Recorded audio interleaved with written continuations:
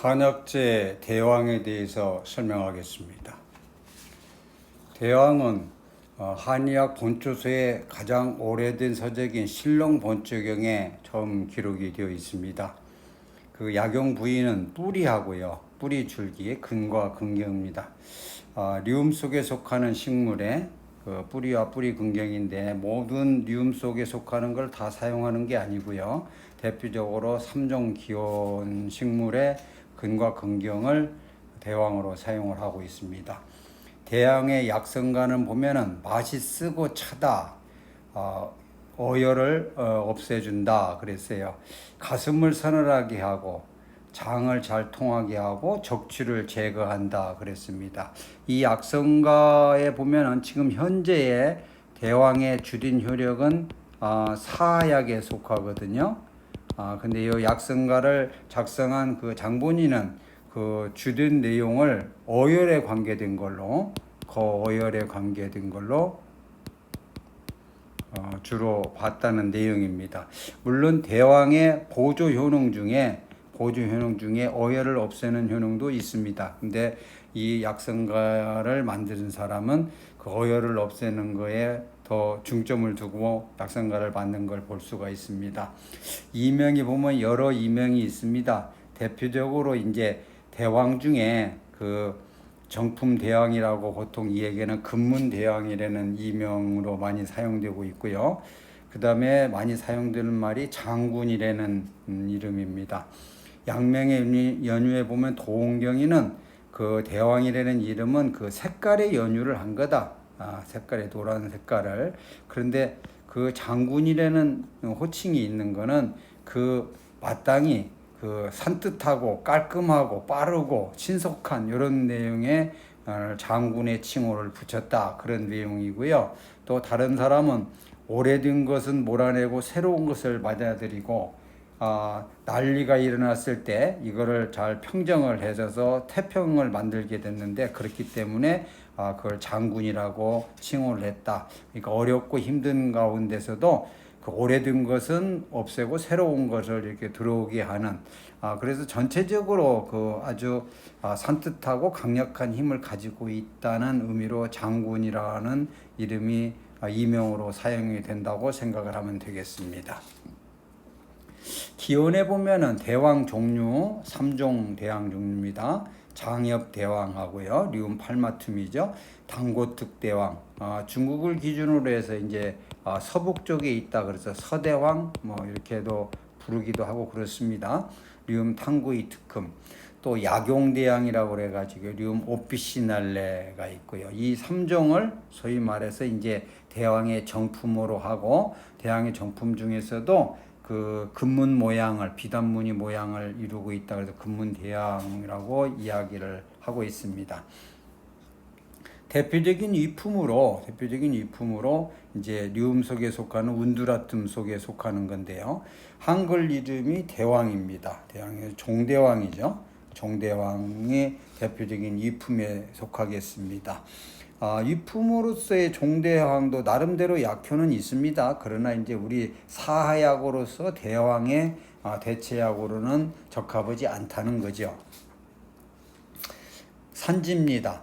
장엽대왕과 당고특대왕은 중국의 이제 청해, 감수, 겹서 등 중국의 주로 북쪽 지역에 서북쪽 지역에 주로 분포를 하고 있습니다. 약용대왕 같은 경우는요 중국의 사천, 귀주, 운남, 호남, 호북 그래서 조금 남쪽 지역입니다. 그래서 대표적으로 장엽대왕과 당고특대왕의 그 지역하고 약용대왕하고 지역하고 산지가 굉장히 300-400km 떨어져 있는 그런 분포 지역을 갖고 있습니다.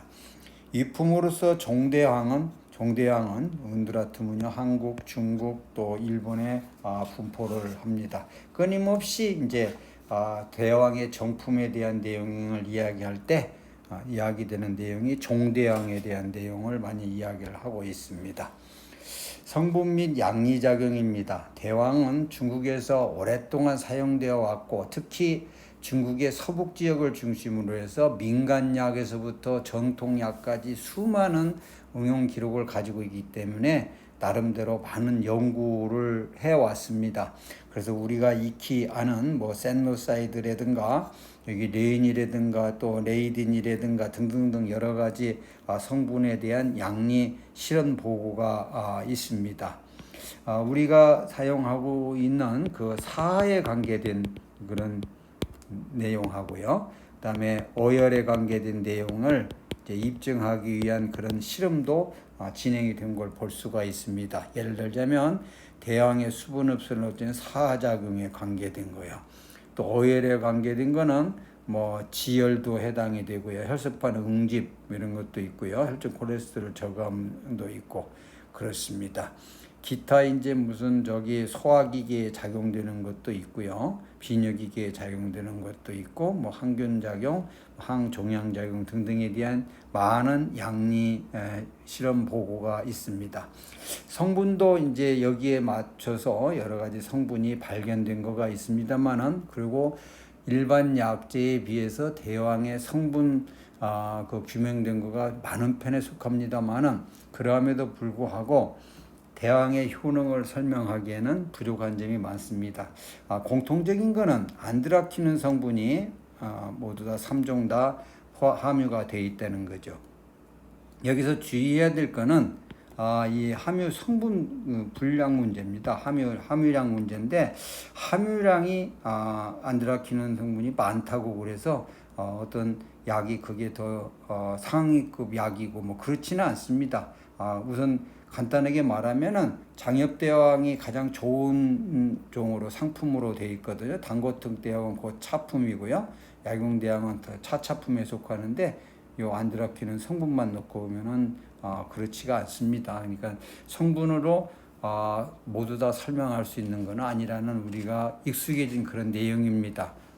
우리의 오랫동안에 사용했던 그 약효에 대한 객관적인 증거 수단의 하나로 성분을 유용하게 우리가 활용을 하면은 되겠습니다. 대왕의 이제 약성입니다. 한고하다. 규경은 비위, 대장, 소화기 계통하고요. 그다음에 간신포경에 규경한다. 대표적인 사약으로서 사열 통장한다 그랬습니다. 열을 떨어뜨려 가지고요. 또 양열 해독한다 그랬습니다. 당연히 여기에는 이제 혈열을 얘기하는 거겠죠. 혈열을 열과 같은 열을 서늘하게 해서 해독시킨다. 이제 축어 그러면은 이제 어혈에 관계된 부분입니다. 활열 거작용도 일부 가지고 있다. 그래서 주된 효력은 누가 뭐라고 그래도 대왕은 이제 사하시키는 그 열을 떨어뜨리는 사하시키는 효력으로 혈열 어떤 출혈증에도 사용이 되고 어혈증에도 사용이 되는 그런 약물이었다. 그렇기 때문에 이제 또 수치에 대한 내용, 술의 관계, 술 가지고 그 볶는 거죠. 주자하는 거. 숙대왕, 술을 가지고 이렇게 찌는 거, 또 대왕을 새카맣게 대한 대왕 탄한 이런 그 수치 방법에 따른 효능을 이렇게 구분한 내용이 많고 또 여기에 근거해서 처방을 썼다는 기록을 가지고 있습니다. 알다시피 술은 상초로 상행하기 때문에 술로 볶게 되면은 상초의 혈분 열독을 없앤다. 술은 위쪽으로 올라가기 때문에 그래서 눈이 뻘겋게 충혈되고 목이 붓고 뭐 이가 아프고 시리고 뭐 이러이러한데 쓸 때는 주대왕을 사용을 하라. 숙대왕은 주중입니다. 술에다 놓고서 찌는 겁니다. 주중을 하게 되면은 사력이 완만해진다. 활열 거작용이 있고 사화 해독을 한다. 뭐 이렇게 또 분류를 했습니다. 대왕탄을 하게 되면은 그 양혈에서 지혈 작용을 나타내게 된다. 그래서 어혈줄에도 사용이 될 수 있다. 이렇게 분류를 했던 기록을 가지고 있고 여기에 맞춰서 그 시대별로 어떤 처방이 이렇게 등장하는 걸 볼 수가 있습니다. 우리는 여기에서 현재 시점에서 대왕이 가지고 있는 그 효능을 그동안을 종합을 해서 봤을 때 이 공통점이 있습니다. 공통점은 모두 다 열을 가했다는 겁니다. 열을 가해졌다는 거예요. 열을 가해져서 실제적으로 주중을 해도 사력이 완만해지고요. 주자를 해도 사력이 완만해지고 대왕탄해도 사력은 완만해집니다. 무슨 말이냐면은 사하의 원효력에다가 부수적으로 부수적으로 효능을 할 때는 굳이 그 사화력을 강력하게 할 필요가 없다는 거죠. 예를 들어서 어혈을 없애고자 할 때, 지혈시키고자 할 때 뭐 설사를 강력하게 시킬 필요는 없는 거니까요. 뒤에 구체적으로 다시 설명을 하겠습니다. 첫 번째 사열 통장입니다. 대표적인 처방이 대승기탕이죠. 대승기탕이죠. 그래서 변비가 있을 때, 강력한 변비가 있을 때 이거를 설사시키는 대표적인 처방류가 이제 한의학에서 말하는 승기탕 종류잖아요. 그 대표적인 게 대승기탕인데 거기에 보면은 대왕이 들어가 있고요. 망초, 대표적인 사약입니다. 그 다음에 이제 그 이기약 중에 순비기시키는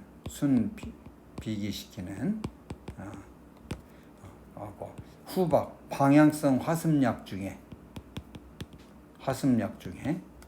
후박입니다. 모두 다 소화기 계통의 습에 관계된 내용이죠. 습에 관계된 내용이죠. 그래서 대왕, 망초, 설사를 일으키는데 우리 몸에 있는 습과 열을 대변을 통해서 설사로 빼낸다 이런 말이죠.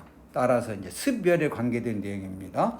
실열 적체로 대변이 조결하고 적체가 있고요. 열결 변비가 있고 열이 아주 심하고 설태가 누렇고 등등 이런 증상에 사용하는 게 대승기탕인데 거기에 대표적으로 사용됐던 약재가 대왕이다. 아시다시피 망초가 빠지면은 소승기탕이 되고 그래서 소승기탕, 조이승기탕 이렇게 처방이 변화가 되는데 그 변화되는 거가 모두 다 변비하고 강력한 변비하고 관계가 있다 그런 겁니다. 두 번째 양혈해독입니다. 양혈해독은 아까 여기에 혈열 그랬죠. 혈열 그러면 바로 출혈하고 연결이 됩니다. 출혈하고 연결이 되는데 그래서 보면은 토열, 육혈 뭐 이렇게 출혈에 관계된 내용이 많습니다. 출혈에 관계된 내용이 많은데 그 출혈에 관계된 내용에 대왕이 어떤 역할을 했다. 또 이렇게 구설 생창되고 열이 심하고 헛소리를 하고 그럴 때 처방은 양격산 그랬습니다. 가슴을 서늘하게 한다는 처방에 대왕이 사용됐다. 수별로 인한 황달에 사용됐는데 대왕이 사용이 됐다.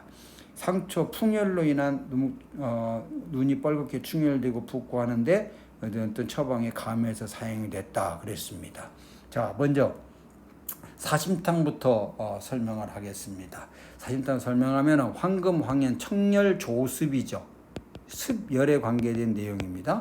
습열에 관계된 내용입니다. 습열에 관계된 내용에다가 대왕해서 심장에 열을 떨어뜨린다는 거잖아요. 심장에 열을 때 어떻게 설사를 통해서 다시 말해서 양열해독은 설사를 통해서 우리 몸에 습열 중에 출혈이 됐을 때 사용이 되는 처방이 이제 사심탕이 되는 거고요.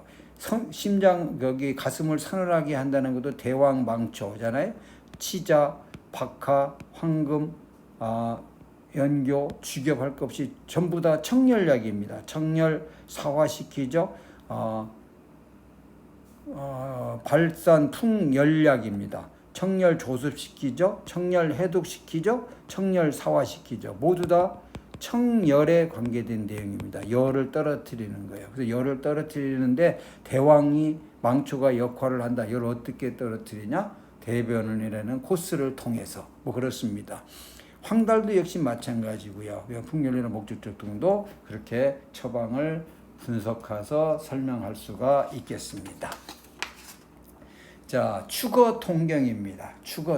어혈을 없앤다는 거죠. 어찌 보면은 새로운 약효가 있는 것 같이 이해할 수 있는 내용이지만 사실은 그렇지가 않습니다. 잘 그렇지가 않은 게 어혈이 축척이 돼가지고 열이 축척이 된 겁니다. 어혈에서 열이 축척이 된 거. 그래서 어혈을 없애는 약에다가 그 열이 축적된 거의 역할을 여기서 담당하고 오는 거가 대왕이 그 역할을 담당한다는 겁니다. 자, 대왕 목단 비탕을 예를 들어서 이야기하겠습니다.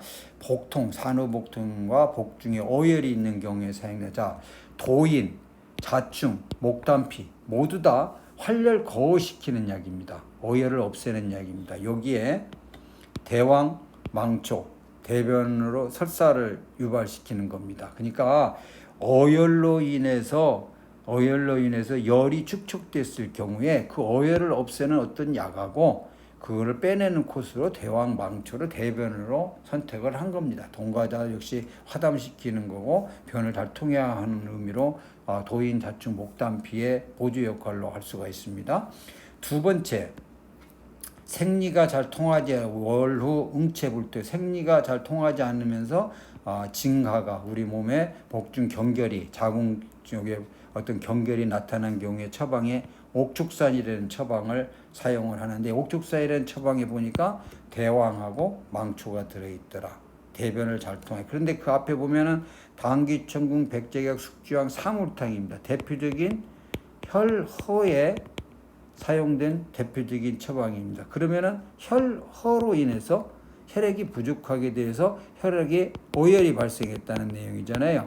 오열이 발생한 걸 뭐라 했냐면 응체라는 말을 썼습니다. 혈액이 부족해서 혈액이 부족한 상태에서 부족하니까 오열이 응체가 돼가지고 그 응체가 됐을 때 당연히 근본 원인인 보혈을 시켜야 될 거고요.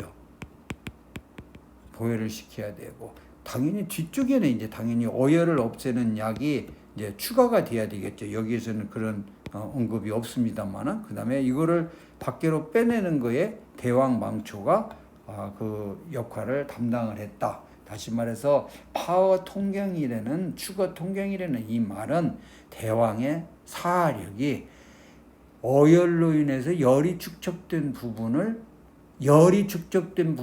담당을 하는 거고요. 어열약은 따로 있고 혈허약은 따로 있는 겁니다. 사용량은 3에서 16g인데 특이하게 사력을 강화시키려면 오랫동안 다리질을 말아라. 그래서 아까 그 수치에서 열을 가하는 거하고 관계가 있습니다. 순수하게 사화 목적으로 할 때는 그 열을 가하지 않고 했을 때 그 혈액이 더 강력하게 나타나거든요. 오랫동안 다리게 되면은 그 열을 떨어뜨리는 거가 상대적으로 그 사화시키는 거 상대적으로 약화되기 때문에 그래서 오랫동안 다리는 거를 실제 강력하게 설사를 일으키고자 할 때는 그거를 하지 않도록 했죠. 그런 말이 여기 사화에는 불이 구전하라 그랬습니다. 해설로 넘어갑니다. 해설은 사화약 중에 공화약입니다. 굉장히 강력하게 하는 거죠. 물론 이보다 더 강력한 준화 축수약도 있습니다.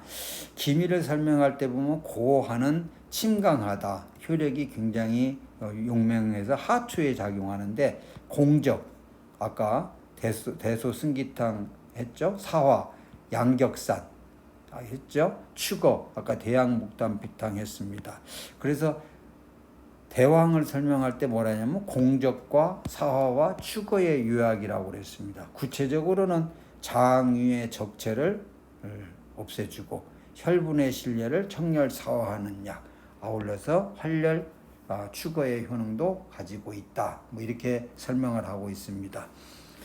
아까 잠깐 나왔듯이 탕액본추에서 보면은 추진치신이라고 얘기를 했습니다. 오래된 것은 몰아내고 새로운 것을 받아들이고 대변 나가는 것을 잘 연상하면 이해가 될 겁니다. 거진고 오래된 찌꺼기는 없애서 오장을 편안하게 해서 그 대단히 혼란스러운 것을 잘 평정을 하기 때문에 태평이 되고 그래서 장군이라는 이름이 붙었다. 또 본초 정의에 보면은 추진, 치신, 조중, 화식, 안화, 오장 12자로 대왕의 효력을 압착을 했습니다. 오래된 것은 몰아내고 새로운 것을 받아들이고 조중, 중초를 조화시켜서 식사를 잘 할 수 있게 하고 안화, 오장을 편안하게 한다. 이렇게 설명을 했는데 그런 모든 과정이 지금 현재에서는 설사를 통해서 오장을 편안하게 하든 소화기를 편하게 하든 간에 그런 최종적인 게 도달하게 하는 그런 의미라고 이해를 하면 됩니다. 병증에 따라서 수치한 방법이 나오고 거기에 대한 기록이 나옵니다. 생용을 한 기록도 있고요. 그 다음에 수경한 것도 있고요. 술에다가 어떤 제법을 한 것도 있고요. 새카맣게 볶은 것도 있고 그래서 생용으로 할 때는 사활액이 강해서 실혈증에 사용해야 된다 그랬습니다. 술에다가 찔 때는 사활액이 완만해지고 사화 해독시킨다 그랬습니다. 술을 갖고 볶게 되면 상부열을 청렬하고 아까 활렬행어의 효능을 진강케 하고 또 초탄하게 되면 지혈작용이 나타나. 이 전에 지금 수치의 기본적인 내용이 나와 있는 내용을 풀어서 쓴 겁니다. 그러나 이제 현실적으로 일반적으로 생대왕을 사용할 때는 강력한 사를 일으키고자 할 때 대승기탕 같은 소승기탕 같은 경우에 해당이 되는 겁니다. 기타 열을 가한 주대왕이라든가 숙대왕이나 대왕탄을 만들어 사용하는데 이는 열을 가하면 대왕 사력이 감약되는 데 건강한 겁니다. 다시 말해서 주대왕이나 숙대왕이나 대왕탄을 쓰는 거는 사하를 시키는 거를 그 효능을 원래 누리고자 하는 효능을 도와주는 쪽으로 사하를 이용하는 거기 때문에 강력한 사하를 시킬 필요가 없는 거죠. 그래서 이제 많은 그 의가들이 대왕에다가 열을 가하는 방법을 했는데 거기에 주대왕도 있고 숙대왕도 있고 대왕탄도 있다. 이렇게 이해를 하면 되겠습니다. 지금까지 밝혀진 내용 중에는 주성분이 안드라퀴닌인데요. 이게 열을 가하게 되면 안드라퀴논으로 변해서 사하력이 감약된다는 실험 보고가 있는 것을 볼 수가 있습니다. 이것도 역시 우리 지금 한방에서 전통적으로 사용했던 내용에 대한 객관적인 증거가 되겠습니다. 구체적인 숙취 방법입니다. 생대왕이야 생으로 사용하는 게 그렇고요. 주대왕은 대왕당의 그 술의 그 배합 비율입니다. 고로 뿌려서 볶는 거죠. 숙대왕은 대왕의 그 술의 그 분량이고 요걸 시루에 넣고 쪄서 증하는 거고요. 대왕탄은 뼈표면이 갈색이 될 때까지 새카맣게 볶는 거고요.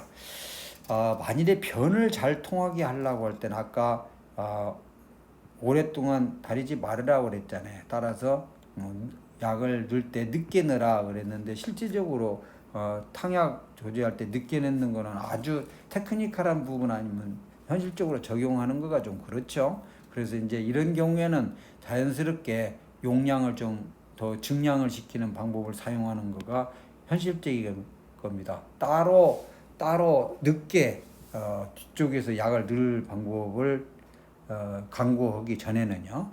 끓는 물에 침투해서 사용한다. 이거는 안드라퀴닌의 작용 강한 목적이다. 이렇게 설명할 수가 있고요. 최근에는 소량을 사용해서 고미 권유제. 소량의 기준은요. 기본적으로 5푼입니다. 5푼인데 대개 보면은 3푼을 사용했어요. 3푼을 사용해서 고미 권유제. 한의학에서 고미는 말이죠. 청열, 강화, 조습 그랬죠. 여기에서 이 조습에 해당되는 부분입니다. 고미 권유제라는 게 조습입니다.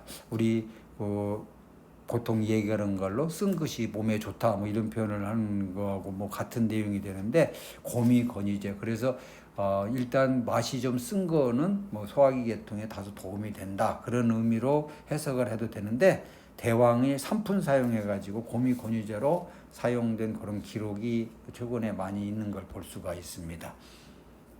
금기입니다. 금기는 이거는 강력한 실증약이기 때문에요. 실증이 아니면 투여해서는 안 됩니다. 그래서 구체적으로는 아직 표증이 아직 완전히 풀어지지 않았을 때 그런 사용, 또 혈허, 비허한, 실렬 적체가 없을 때 이런 때 복용을 기한다고 그랬습니다. 분여의 월경중이면 생리로 해서 지금 출혈이 되고 있는 중이잖아요. 여기에 대왕과 같이 사시키는 약을 사용하게 되면은 더 힘들겠죠. 더군다나 만일에 대왕을 술에다 찌든지 술에다 볶든지 등등등 해서 열을 가하게 되면 활렬 거호 효능을 나타내게 됩니다. 따라서 생리 중에 이걸 먹게 되면 생리량이 더 증가되는 더 2차적인 고생도 부과될 수가 있기 때문에 복용을 기한다고 그랬습니다. 한편으로 자궁 수축을 촉진함으로 출산 전에는 사용을 금하라고 그랬습니다. 출산 후에는 엄마 젖으로 해서 아기에 영향을 주기 때문에 수유 시기에는 조심해서 사용하라 그랬습니다. 분여의 경우에는 월경 중에도 복용을 기하고 출산 전에 금하고 출산 후에는 조심해서 사용하라. 그렇게 해서 대왕이 전체적인 내용으로 보면은 대왕은 실증약이라는 거죠. 실증약, 허증약이 아니고요. 허증약이 아니고 실증약이라는 그런 의미로 정리할 수가 있겠습니다. 대왕의 품질입니다. 대왕의 품질은 요 근문계 대왕하고 비근문계 대왕, 토대왕계로 나누기 때문에 그렇습니다. 정품 한약재라고 하는 장엽대왕이나 당고특대왕이나 약용대왕은요, 대왕은 그 단면에 보면 비단무늬 모양이 있습니다. 단면에 보면 다양한 색깔의 이렇게 방사성 무늬가 있는데 이게 비단 무늬하고 같다. 그래서 금문이라는 비단 무늬의 금문의 대왕 그렇습니다. 그런데 이제 위품으로 통용이 됐던 토대왕계에 보면은 특징적인 거가 금문이 없습니다. 그래서 금문계, 비금문계. 그래서 금문계 대왕의 특징 그렇습니다. 또 외형적으로 보면은 토대왕계는 일단 크기가 작습니다. 크기가 작고요. 당연히 이제 금문은 없고요. 그다음에 이제 어떤 기기를 이용하면은 자외선이나 형광 등에서 해서 붉은 갈색의 형광이냐 쪽빛이 든 보라색이냐를 가지고 또 구분하는 방법도 있고 그렇습니다. 실제적으로 위품인 토대왕계하고요, 토대왕계 종대왕계하고 금문계 대왕은 약계 상태에서 조금만 주의 깊게 관찰하면 바로 구분을 할 수가 있습니다. 대왕의 그 선택 요령에서는 가능하면 따라서 크기가 크게 썰어진 상태에서 감별하는 것이 바람직합니다. 자른 면에 보면 별 모양의 무늬가 있어요. 별 모양의 무늬가 있습니다. 이와 같이 금문 사이에 별 모양의 이렇게 무늬가 있는데 이걸 이제 성점이라고 이 얘기를 했습니다. 성점의 원래 저기는 사실은 이건 이형 유관속입니다. 유관속 중에 이형 유관속이 건조된 겁니다. 그래서 대왕에 보면은 다른 면에 성점이 있고요. 성점이 있고 그렇습니다. 맛은 찐맛이 굉장히 강하죠. 씹으면 치아에 이렇게 달라붙습니다. 반면에 토대왕계는 그 치아에 달라붙는 게 아니고요. 모래 씹는 것 같은 그런 느낌을 느끼게 됩니다.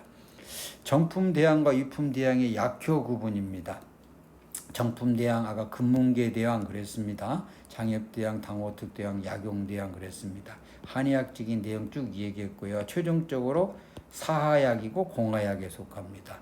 위품대왕 토대왕계는 청열약이고 청열사와 조습약입니다. 따라서 위품대왕을 토대왕계를 정품대왕의 효력으로 사용하는 건 최소한 그건 안 된다. 그래서 위품이라는 말로 이야기할 수가 있는 거죠. 그래서 이제 대왕의 품질 기준 중에 대표적으로 장엽대왕이 나오게 되는데요. 전통적으로 또 현재까지도 장엽대왕이 가장 좋은 걸로 되어 있습니다. 그런데 이제 뒤쪽에 이야기하겠지만 장엽대왕과 당고특대왕이 혼종이 됐어요. 그래서 그러나 전통적으로 장엽대왕을 최고로 쳤기 때문에 거기에 대한 품질 기준이 있는데 장엽대왕은 성점이 굉장히 많습니다. 절단면의 검은 점들이 아주 별처럼 박혀 있고요. 그다음에 전체 상태에서 보면은 위면의 골이 굉장히 깊습니다. 이거는 감각에 따라서 다를 수도 있겠습니다만은 기본적으로 성점 근문이 굉장히 빽빽하고 그런 걸 볼 수가 있습니다. 그래서 이제 최고의 대왕을 선택하는 그 과정 중에서 이렇게 하품 규정도 나오고요. 문제가 있는 것도 나오게 되는데 색깔과 맛이 좀 차이가 나는 거.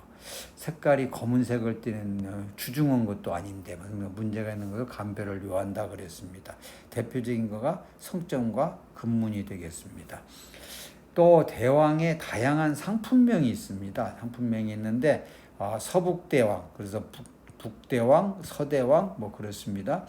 장엽대왕과 당고특대왕의 주산지가 청해 감숙 등인 데서 연유한 이름입니다. 서북대왕. 또 전수대왕이라고 하는데 이거는 원래 서북대왕하고 같은 내용입니다. 근데 그 중에서 장엽대왕, 최고의 대왕으로 장엽대왕을 지칭했다고 그랬잖아요. 그래서 전수대왕 그러면 장엽대왕을 지칭했지만 실제적으로 상품 차원의 이름이라고 이해를 하면 되겠습니다. 남대왕은 약용대왕의 주산지가 사천, 중국의 남쪽 지역이라서 대왕 그렇습니다. 대표적으로 이제 가장 많이 재배되는 지역이 은시 지역인데요. 그래서 거기 약용대왕의 주산지입니다. 또 아황이라는 게 있습니다. 사천 지역이 아안에서 생산된 거를 특이하게 아황이라고 그랬습니다. 여기서 나는 것도 상품을 좋은 걸로 이렇게 유통시장에서 인정을 합니다. 마제대왕, 약용대왕의 모습 뒤쪽에 보면 알겠지만 약용대왕의 모습이 중간이 움푹패여가지고 발굽 모양을 나타냅니다. 그래서 마제대왕, 약용대왕의 특징입니다. 또 구두대왕, 개 머리와 비슷하다. 통짜 모습이 개 머리 모양인 거는 초상품으로 인정했다. 이거는 구두 전형 모양이 통짜 모습이 되려면요 근경이 굉장히 발달돼야 돼요. 근은 발달이 좀 적어야 되고 뭔 말이냐면 이런 형태가 되어야 되겠죠. 그래서 이게 이제 개 머리 형태다. 그래서 구두대왕 굉장히 좋은 거다. 그런 걸 이야기할 때 구두대왕 이런 표현을 사용을 합니다. 대왕을 이야기할 때 대왕은 설사를 일으키는 거잖아요. 근데 설사에 반대로 설사가 일어났을 때 응용된 경우가 있습니다. 설사가 일반병에 설사가 있을 때는 조심해서 사용하라는 거가 됐는데 실제적으로도 사용된 예가 있는 거. 이걸 어떻게 해석을 해야 될 거냐 그런 말입니다. 설사에 응용된 경우를 보면은 대승기탕을 어디에 사용했냐면 급성장염으로 지금 설사를 하고 있는데 세균성 이진료에서 설사를 하고 있는데 사용된 예가 있습니다. 이걸 어떻게 해석을 해야 되냐? 설사를 하고 있는데 설사를 더 일으킨다? 이거는 이런 장염이나 세균성 하리의 이런 독소 개념입니다. 장내의 부패 물질과 염증을 배출시켜서 치료를 하고자 하는 한방 특유의 통용 방법입니다. 뭔 말이냐면 만일에 이질이 있어요. 이질에 대승기탕을 사용하라는 말은 그걸 그냥 그대로 지사를 시키게 되면은 독소가 몸에 잔류되니까 설사 현재 하고 있는 걸 더 가속화시켜서 독소를 다 빼내고 바로 이어서 독소가 빠졌다 그러면 바로 이어서 지사시켜야 되겠죠. 지사시켜야 되겠죠. 또 지사시킨 만큼 그 다음에 이제 거기에 대한 대처를 또 해야 되겠죠. 그런 말입니다. 그러니까 한방문헌에 요거를 며칠 동안 사용하고 몇 첩을 사용하고 이런 말이 없어서 그렇지 응용으로 보게 되면은 당연히 몇 첩 증상에 따라서 심한다 하더라도 2, 3일 그렇지 않으면 하루 정도 이런 걸 사용한 다음에 바로 본치료로 들어가라는 그런 의미로 해석을 해야 됩니다. 그 다음에 생리가 어혈로 인해서 증가하는 옥촉산이나 또 충수돌기에 사용된 대왕목탑피탕을 사용하라고 그랬는데 대변 설사가 있을 때는 쓰지 말으라고 그랬어요. 다시 말해서 급성 충수에 맹장염이 걸려서 처방을 쓰려고 그러는데 그 환자가 변이 무르거나 설사가 있을 때는 대왕목탑피탕에서 대왕을 어떻게 해야 될 거냐는 문제죠. 대왕을 어떻게 해야 할까? 대왕목탑피탕은 아까 활렬거약에다가 대변을 통해서 그 어혈을 없애는 배출시키는 방법이라고 그랬습니다. 그러니까 강력한 사과가 필요가 없는 거죠. 어디에 포인트가 맞춰져 있냐? 활렬거에 맞춰져 있습니다. 활렬거에 맞춰져 있으니까 그런 경우에는 당연히 대왕에다가 열을 가한 숙대왕이나 주자대왕을 사용을 하면 되겠죠. 옥촉산의 경우도 내내 같습니다. 옥촉산의 경우도 사물탕이나 혈허의 경우에 나타난 거니까 그때 변이 물릴 때는 어떻게 하냐? 거기 대왕이 옥촉산에 있는데 그 대왕은 숙대왕을 사용하면 된다. 그런 의미로 정리를 하면 되겠습니다. 대왕의 자연상태 감별에 대한 내용입니다. 대왕의 식물 형태 감색은요. 첫째는 입모양을 기준으로 먼저 해야 됩니다. 손바닥 모양을 나타내냐, 그게가 아주 많이 갈라지냐, 또 손바닥 모양을 나타내는데 두 번째, 거기 맥이 3에서 7개냐 5개냐를 가지고 구분을 하면 됩니다. 근데 여기에 지금 그 잎품이라고 하는 거는 보면은 잎이 얇게 갈라지는데 파도 모양으로 말리더라. 특징 주맥이 5, 7조. 자, 잎 모양을 기준하게 되면요. 첫째, 잎 모양이 손바닥 모양이냐 깊게 갈라지냐 등등으로 파상으로 말리냐를 가지고 이거를 구분을 하면 됩니다. 더 추가로는 옆맥이 몇 개냐를 가지고 두 번째로 추가를 하면 됩니다. 구체적으로는 나중에 꽃이 피게 되면 자홍색의 꽃이 피고 황백색의 꽃이 피고 해서 꽃으로는 완전히 구분을 다 할 수가 있습니다. 항상 하는 얘기지만 꽃이 피기 전까지 구별할 방법은 잎을 가지고 구분해야 되기 때문에 잎을 가지고 구분하는 방법은 대단히 중요합니다. 첫 번째, 장엽대양에 대한 내용입니다. 이게 보면은 손바닥 모양으로 장엽으로 되어 있는 걸 볼 수가 있습니다.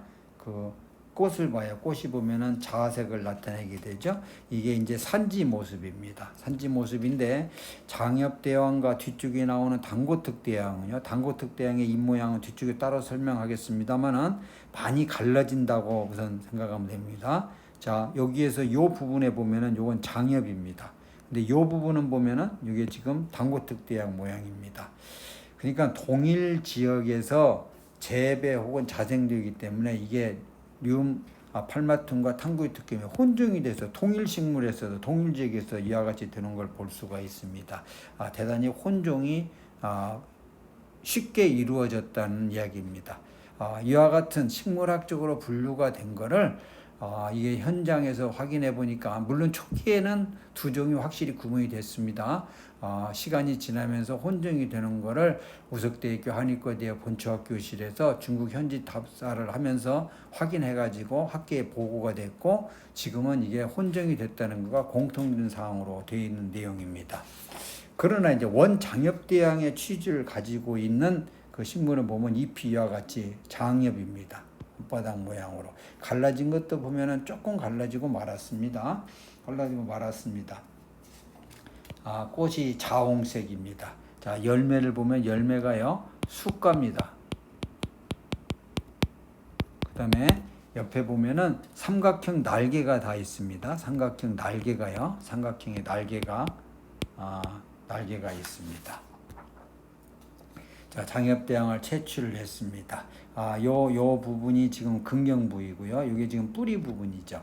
요 부분을 자르게 되면 이와 같은 모양을 나타내게 되는데 여기에 보면은 다른 식물하고 달리 이렇게 점점점점이 있는 거가 있을 겁니다. 점점 있는 게 이게 이제 아까 말한 성점입니다.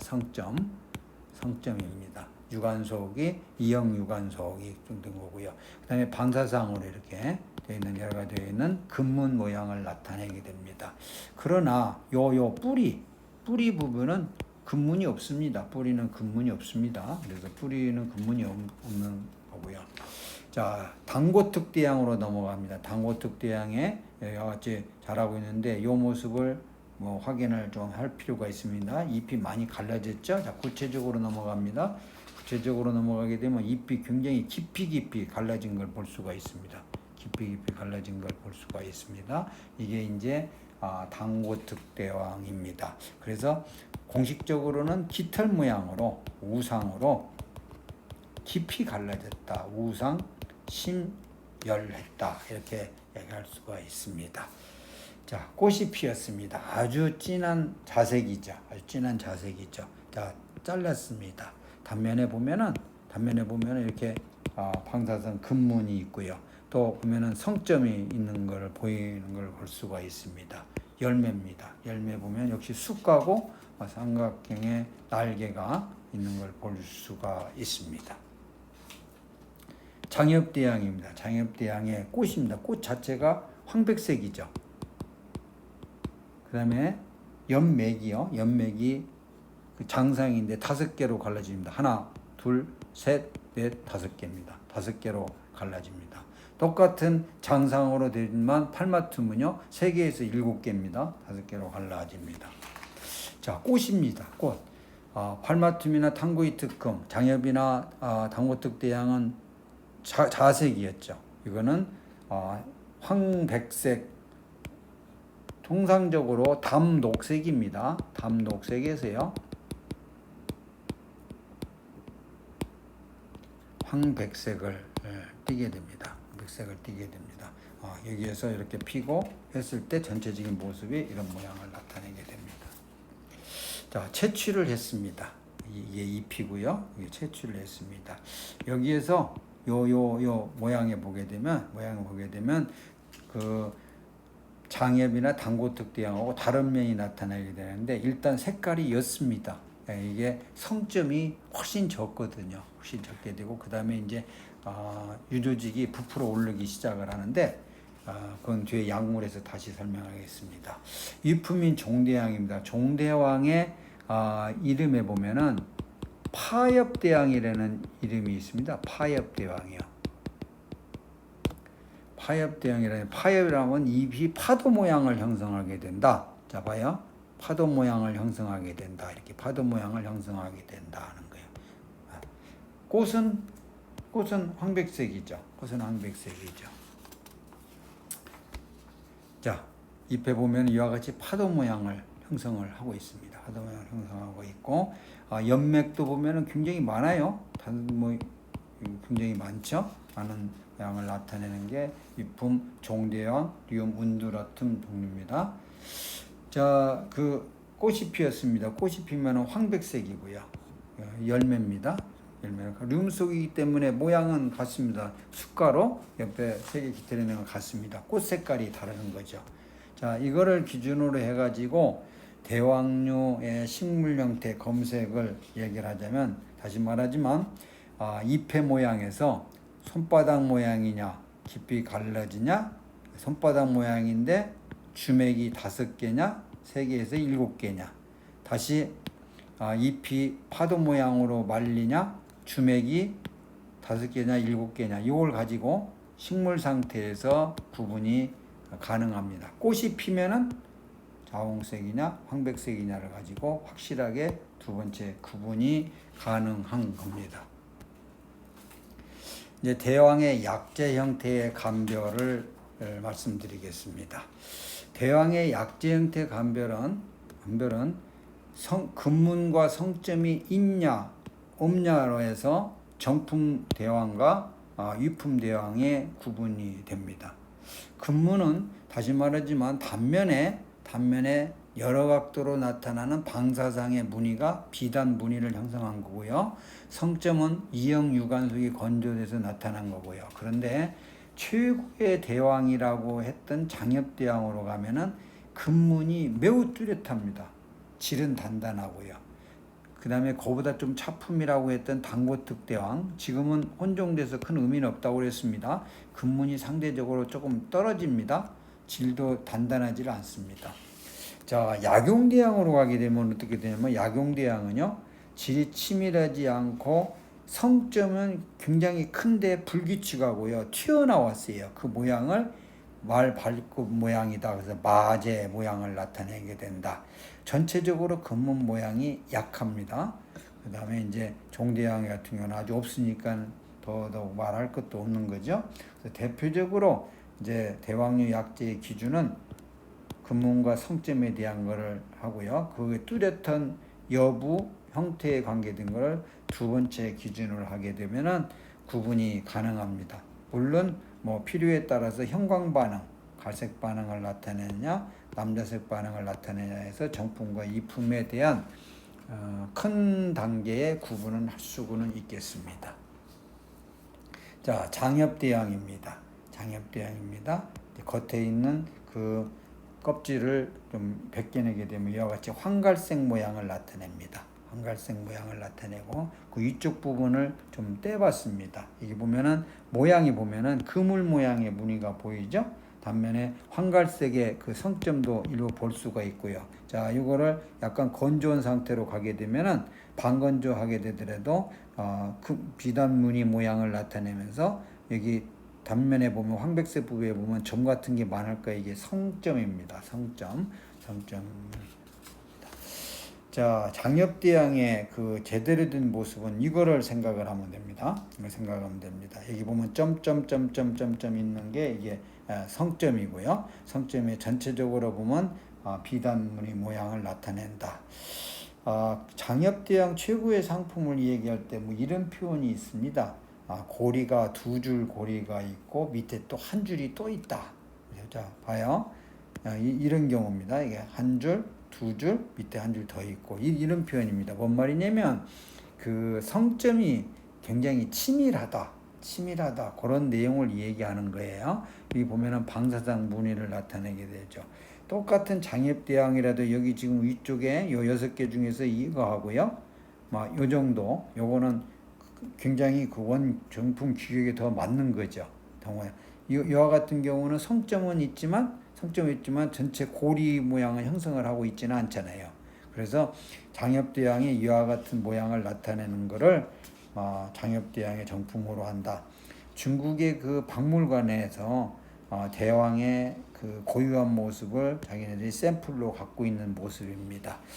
자, 대왕을 이제 수치를 해가지고 잘랐습니다. 어떻게 자르더라도 우리는 뭘 보면 되냐면 요 단면에 지금 새캄새캄하게 보이는 요 성점과 금문의 모양을 기준으로 해서 생각을 하고 있으면은 어떤 형태로 잘랐더라도 구분이 가능합니다. 장엽대왕의 약재성탕의 중심점을 묘사를 했습니다.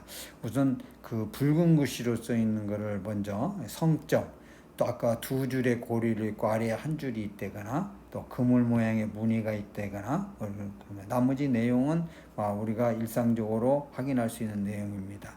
주의해야 될 것은 뿌리의 횡단면에는 성점이 없습니다. 그러니까 뿌리까지 성점을 찾는 그런 어리석음이 있어서는 안 됩니다.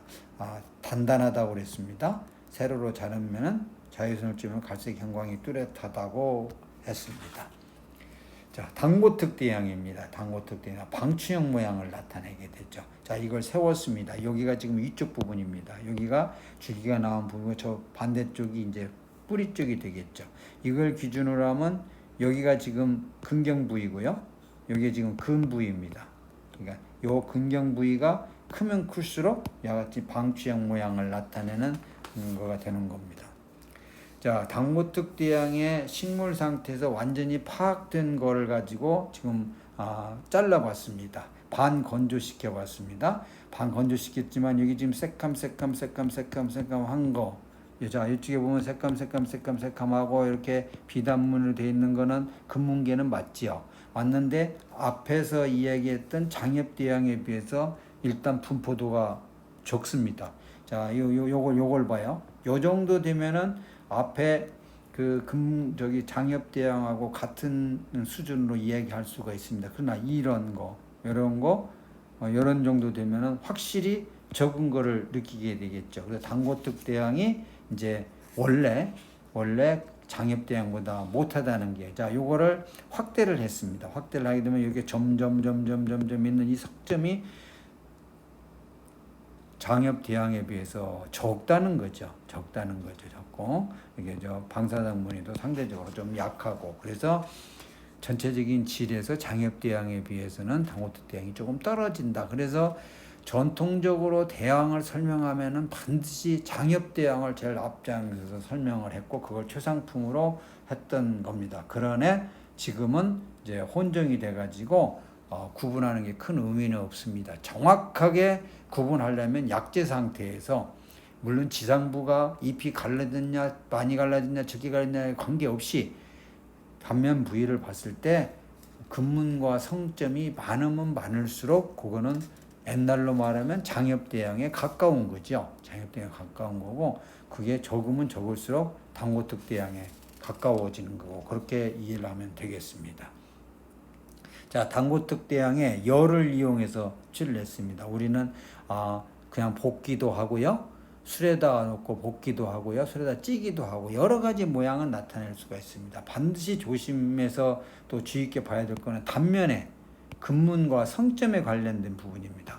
근문과 성점에 관련 어떤 형태로 됐다 하더라도요, 이와 같이 지금 전부 잘려져 있는 상태에서도 이와 같은 그 부위를 확인을 하면 됩니다. 여기에서도 이 부위를 확인하면 됩니다. 그래서 이 성점을 확인해 가지고 이게 등급으로 말하면 어느 등급에 속하겠는가, 장엽인지 당고특대왕인지 이거를 우리가 구분하면 됩니다. 물론 현재 보고 있는 요 샘플은 우리가 당고특대왕으로 확인한 걸 가지고 수치를 한 내용을 지금 보고 있기 때문에 이건 당고특대양입니다. 그러나 저기 장엽대양도 열을 이용한 수치를 하니까요. 성점과 근문이 얼마나 치밀하냐를 가지고 등급을 정할 수 있다는 이야기입니다.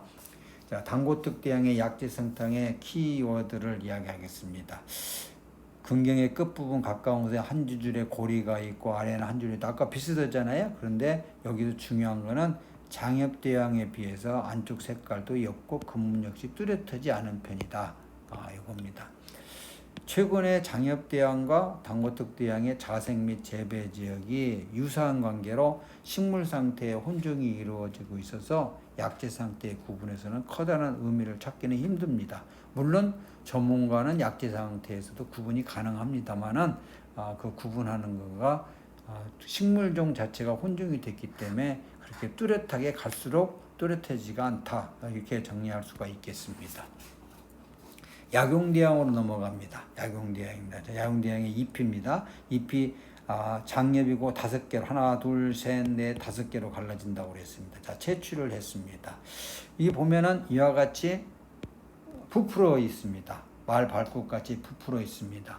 이거는 여기는 유조직이 건조되면서 수축을 해가지고요. 섬유조직이 돌출된 겁니다. 섬유조직이 돌출된 겁니다. 그래서 이 돌출된 모양을 가지고 약용대양의 특징 1번으로 이야기할 수 있습니다.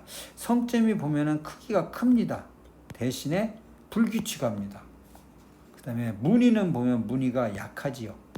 그래서 요 세 가지 중에서도 사실은 정확하게 이 마제 모양만 나타나게 되면 바로 약용대양입니다. 그런데 이제 추가 그 증거로 성점이 큰데 불규칙하고 색깔도 무늬가 약해지고 하면은 약용대양이라고 정리할 수가 있습니다.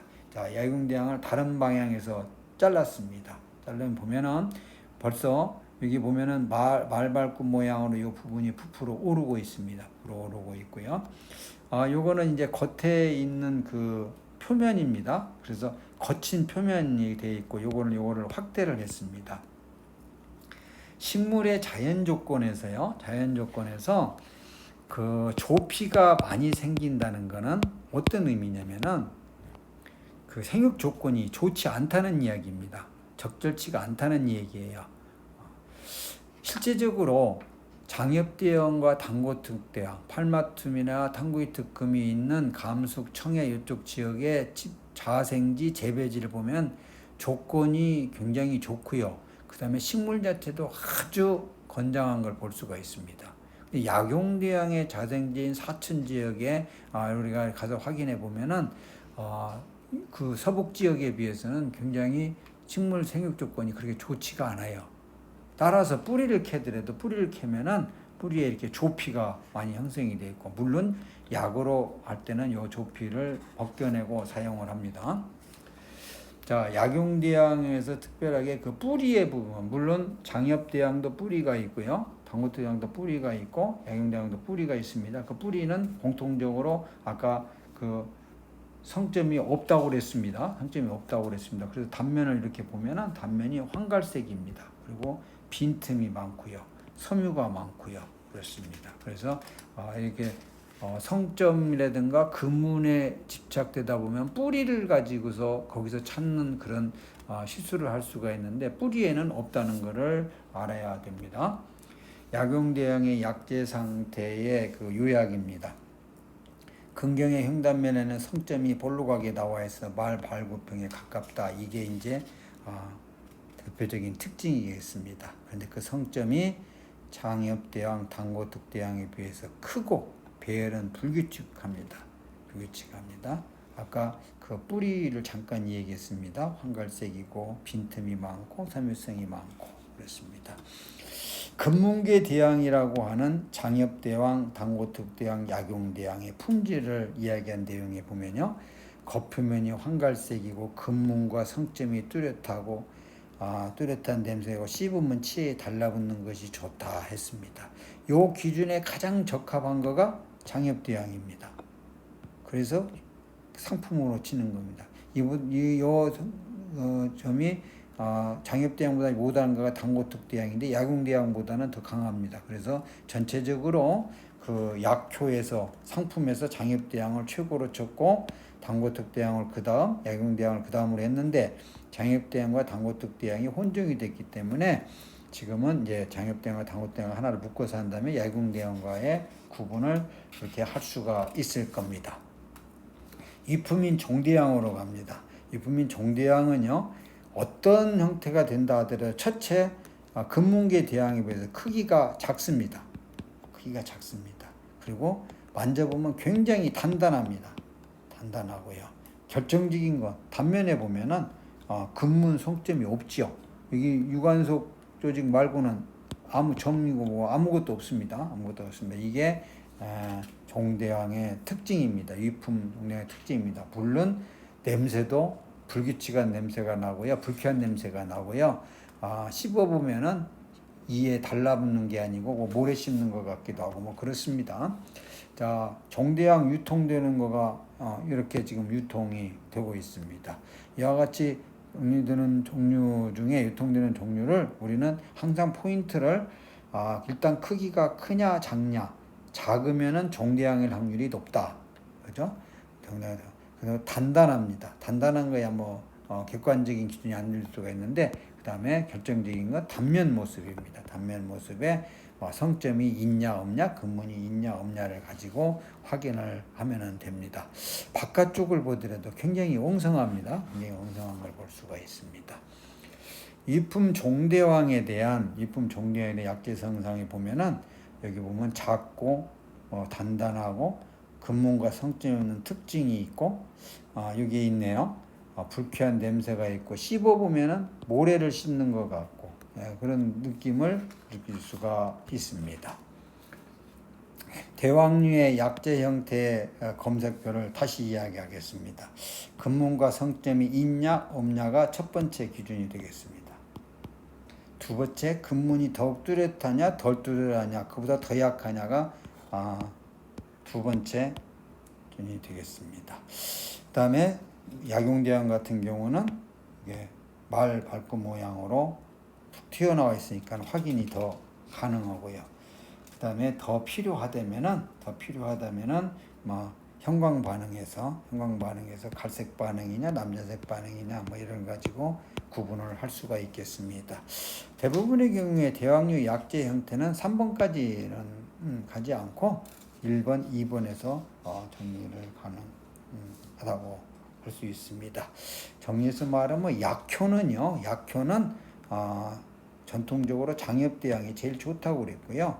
당고특대왕이 두 번째라고 그랬고 약용대왕이 그 세 번째라고 이렇게 정리하면 됩니다. 그 기준점은 수도 없이 얘기했지만 금문과 성점입니다. 성점의 그 보고입니다.